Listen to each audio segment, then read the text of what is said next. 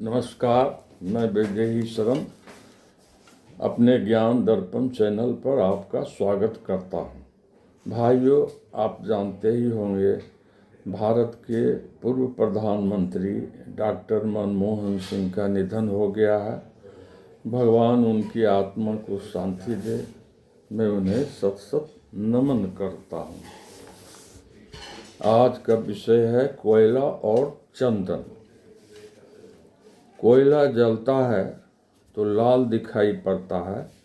हम लोग जानते हैं कि उसमें जो तापीय शक्ति है वही असल है। उस शक्ति को हटा लिया जाए तो वह केवल राख होता है। राख किसी को जला नहीं सकती। चंदन में जो सुगंध है वही असल है। सुगंध को हटा लिया जाए तो केवल लकड़ी बचती है। इसका मूल्य चंदन के समान नहीं होता है। चंदन का मूल्य उसकी सुगंध के कारण है एवं जलते कोयले का मूल्य केवल उसकी तापीय शक्ति के कारण है। इसी तरह जो बड़े लोग होते हैं वे अपने गुणों के कारण आदर पाते हैं, अपनी जाति के कारण नहीं। कम सोच के कारण ही कुछ लोग महापुरुषों को भी कम करके आंकते हैं। कृष्ण है तो कहेंगे ग्वाला है, राम है तो छत्री हैं, गांधी हैं तो कहेंगे बनिया है, विवेकानंद है तो कहेंगे कायस्थ है।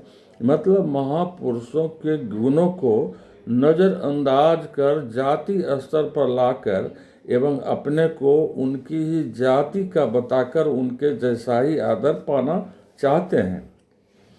बड़े लोगों में चंदन की गंध की जो खुशबू है उसे नज़रअंदाज कर देते हैं। उन्होंने जो काम मानव कल्याण के लिए किया, समाज को आगे बढ़ाने के लिए किया, उसे भुला देते हैं। अपनी छोटी सोच एवं कम समझ के कारण उन्हें जाति के दायरे में बांध देते हैं। उनका शरीर जहाँ जन्म लिया उसी सीमा तक देख पाते हैं।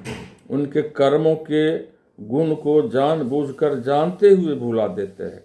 अपने आप को, उनका शरीर जिस जाति में जन्म लिया, अपने को उनसे जोड़ लेते हैं और कहते हैं हम वही हैं। कोयले की राख कहती है हमें भी कोयले के लाल अंगारे की तरह मान सम्मान मिले। चंदन की लकड़ी जिसमें चंदन की गंध नहीं है कहती है कि हमें भी लोग चंदन की सुगंध की तरह ही सम्मान दें। लेकिन हीरा हीरा होता है और कांच तो कांच ही होता है। व्यक्ति अपने गुण से ही सम्मान पाता है, अपनी जाति या शरीर से नहीं। गुण सीमा में बंधा नहीं होता है, वह सभी के लिए होता है, जाति की सीमा से परे होता है। हमें उनके समान कठिन परिश्रम एवं संघर्ष करना चाहिए, न कि उनसे अपने को जोड़कर ऊंचा बनने का प्रयास करना चाहिए। बड़े लोग केवल अपने ही जाति के नहीं होते हैं, वे सभी मानव के लिए समान होते हैं। वे सूरज के समान चमकता सितारा होते हैं जो अपना प्रकाश सभी पर समान रूप से देता है। बड़े लोगों की तरह सम्मान पाने के लिए अपनी काबिलियत को बढ़ाना चाहिए। बड़े लोग कूप मंडूक नहीं होते हैं, वे गंगा की तरह होते हैं जहाँ मानव ही नहीं सभी जीव जंतु अपनी प्यास बुझाते हैं। व्यक्ति जन्म से महान नहीं होता, महानता हासिल करनी पड़ती है। ब्राह्मण जात में जन्म लेने से ही कोई ब्राह्मण नहीं हो जाता।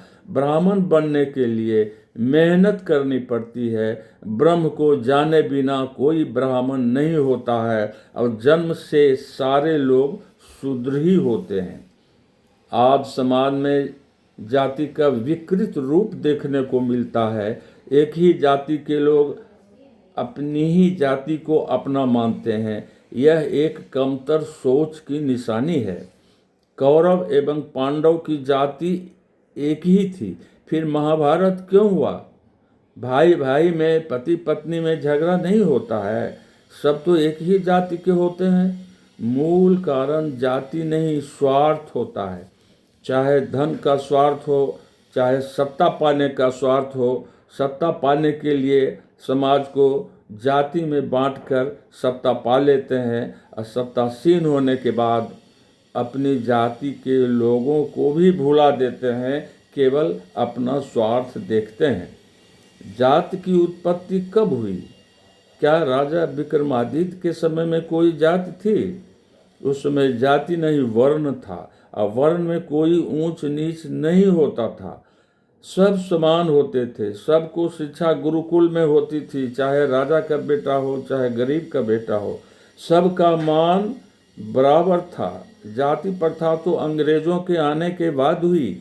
अब अंग्रेज चले गए, भारत स्वतंत्र है। भारत को आगे बढ़ाना है तो कोई अगरा, कोई पिछड़ा, कोई ऊंचा, कोई नीचा, इस खाई को पाट कर सबके लिए समान शिक्षा की व्यवस्था होनी चाहिए, तभी देश आगे बढ़ेगा। धन्यवाद। यदि अच्छा लगे तो चैनल को सब्सक्राइब कर दें, शेयर कर दें एवं कमेंट कर दें।